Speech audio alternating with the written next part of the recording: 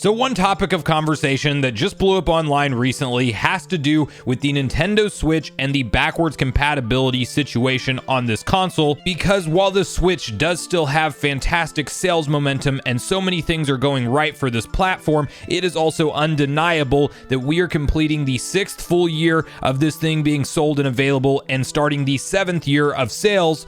And with that, you will naturally expect at some point in time within the next year or two that we should start to see Nintendo reveal to us what is truly next in terms of a brand new console iteration. And then the question becomes, do we still have access to play all of the timeless classics that are out there and available today on the Nintendo Switch that, quite honestly, in my personal opinion, has one of the best gaming libraries of all time? And in today's video, we have to break down and discuss the reason this is being talked about so heavily online right now due to one particular well-known Nintendo Switch game developer insinuating that maybe backwards compatibility isn't as easy and straightforward as we all believe it to be going to what is next. And we need to talk about where we should be setting our expectations when it comes to new Nintendo Switch hardware and backwards compatibility with the Switch library of games going forward right now.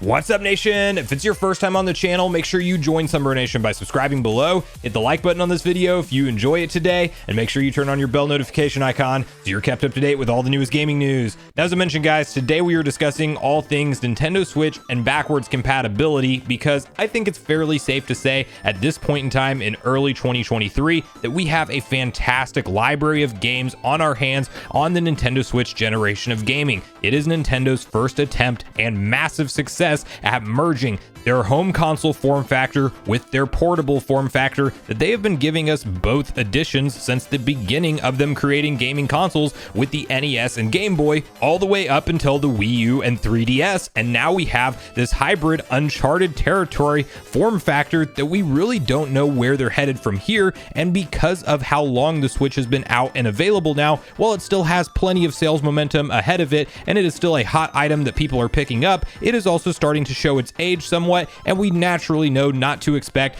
very much longer than 5 or 6 full years of a console being available before you should start to expect whatever is next from these gaming companies. That is just an average console life cycle. Granted, Nintendo has stated numerous times that they kind of see this generation differently than any other due to the unprecedented success of the Switch form factor and the Switch brand as a whole. And it is definitely causing them to take a second look and not just truly rush into something brand new, something completely different, when you still have so much forward momentum month in and month out with Nintendo Switch sales like we see today. But regardless of what Nintendo has planned around the timeline on when they plan to reveal the true successor to the Switch, there is a lot of eyeballs on how they will navigate that transition as a whole with the incredible library of games that we do have available to us on the Switch hardware today. And that is where things get really interesting, because over the course of history, we have seen Nintendo go back and forth between different media styles entirely. We've seen them do plenty of console generations with no backwards compatibility whatsoever, and we've seen also generations where backwards compatibility is fully intact with no questions asked. And I think you can point to the handheld lineup of history to be the more reliable backwards compatible console, as Game Boy Color was technically a successor but still in the same family of the Game Boy family of systems. Well, it could play both no problem. The Game Boy Advance then comes out, and that can go ahead and play both Game Boy Color and original Game Boy games, in addition to the new form factor cartridges that are Game Boy Advance games. And then Game Boy still rolls forward into the DS family of systems, and when they jump to the 3DS, you then still have support for, of course, traditional DS games. Now, on the console history side of things, however, you have, of course, the original NES not being compatible with SNES technology whatsoever, and it is a clean hard break. Then once again, going into 3D gaming for the first time in the N64 era, we have no backwards compatibility for SNES games.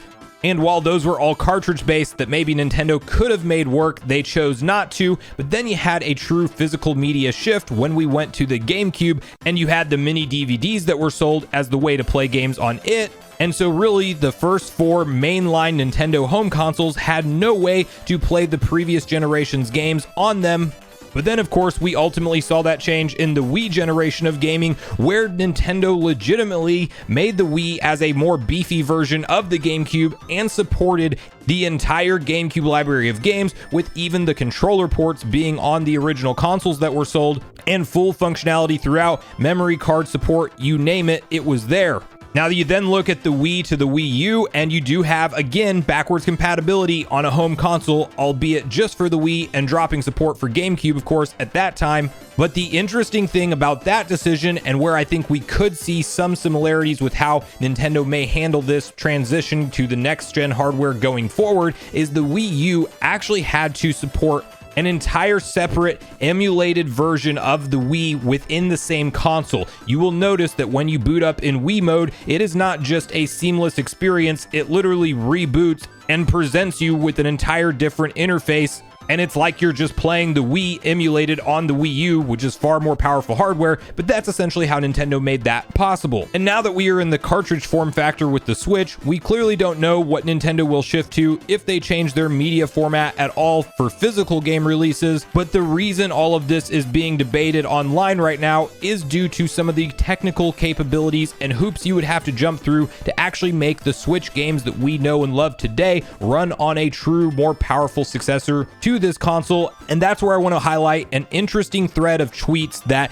was in response to the Nate the Hate podcast, where MVG seemed to call into question all these gamers, myself included, kind of just assuming that it makes too much logical sense for Nintendo to include backwards compatibility. They are just simply going to do it because they have to. And that is where I think this conversation gets really interesting, as you can see the following series of tweets, initially from Roggy Froggy, where he says, apparently on the Nate the Hate podcast, MVG hinted that perhaps no backwards compatibility for the next Switch. Personally, I think that would be a mistake on Nintendo's part, but we shall see. I hope it's backwards compatible. Now, OJ over at Player Essence then chimes into the conversation saying the next Switch will be backwards compatible. MVG replies that that's making a lot of assumptions. And then a user by the name of GamingFan37 says, wouldn't it be challenging for Nintendo to implement backwards compatibility if the next Switch uses a significantly more powerful Tegra or isn't ARM-based? OJ replies again, no more difficult than what they did backwards compatibility for Game Boy, GBA, DS, 3DS, Wii, and Wii U, despite power bumps for all those systems.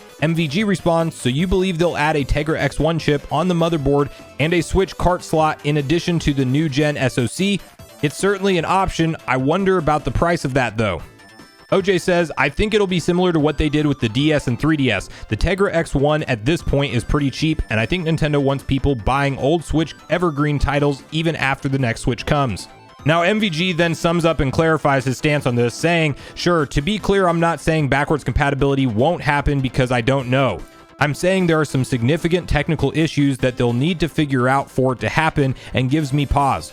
I'm planning on a tech breakdown vid at some point to go over it. Now, the first thing to take away from this entire conversation and realize is that at the end of the day, nobody, whether you're a game developer, whether you're an industry insider, whether you're just a content creator online, nobody knows what Nintendo is truly planning in terms of backwards compatibility with their next gen hardware. But it is an interesting conversation to think about the technical ramifications of what you would actually have to do to make games developed specifically for the Tegra X1 chip run on future, more powerful hardware that will not clearly be the same Tegra X1. Do they throw in that chip and kind of have that emulation mode that will allow us to play all of those games? That is a strong possibility, and what I could see Nintendo potentially doing. Or is it something that infamous slide that was going around online from Nintendo's investor meetings saying that Nintendo accounts roll forward? A lot of people thought that just means backwards compatibility is for sure there, although that could just be referencing things like Nintendo Switch Online and the online portion of your account being transferred over, and that you don't just have to create a new profile, causing Nintendo to then lose a lot of users along the way if that was the case. But I personally am more on the side of, I do think Nintendo will spend a little bit of extra money in the hardware cost to make sure that the Nintendo Switch library of games is supported on the next generation console. Could they mess this up and not include it? Absolutely. But I think it would be just that, a very big misstep when they have the kind of, to OJ's point, evergreen titles that are on the Switch that can continue to sell on the next generation hardware, and the people that will go back that become fans of Zelda because of Tears of the Kingdom, and they will want to go back and play Breath of the Wild in a better resolution and frame rate. Nintendo has such an incredible library of games right now on the Switch that I do think it would be a giant business sales perspective misstep if they just axe that off and we can't play any of these games that we know and love today on more powerful hardware. In terms of when or how we will see Nintendo ultimately navigate this, that is where I want to turn the question to you. I really want to hear from you guys in the comments down below. What do you think Nintendo will indeed do with the backwards compatibility situation on the Switch today when we go to the Switch 2 or whatever's truly next gen? And do you think that it is a Switch 2, or do you think that we're going to be looking at something far more different and maybe Nintendo goes back to a dedicated home console and then a Switch Lite style system that is their portable console? I don't think they'll do that, and I think we still have another generation or two of this hybrid form factor in our sights, but I really want to hear your perspective on it. And what do you think the likelihood is that Nintendo might just abandon the Switch library and not support it at all on next generation hardware? Do you think that's something that they would really do, or do you think that we are most likely safe with this and have nothing to worry about in terms of backwards compatibility on next gen hardware? So regardless of your thoughts and feelings on everything we talked about today, I do look forward to hearing from you all in the comments down below before you leave the video, as I do look forward to getting a back and forth conversation started with you all around this topic. Go watch yesterday's video next if you haven't already, which is on screen right now. Also make sure you like, subscribe, turn on your notification bell, and I will see you guys in the next video.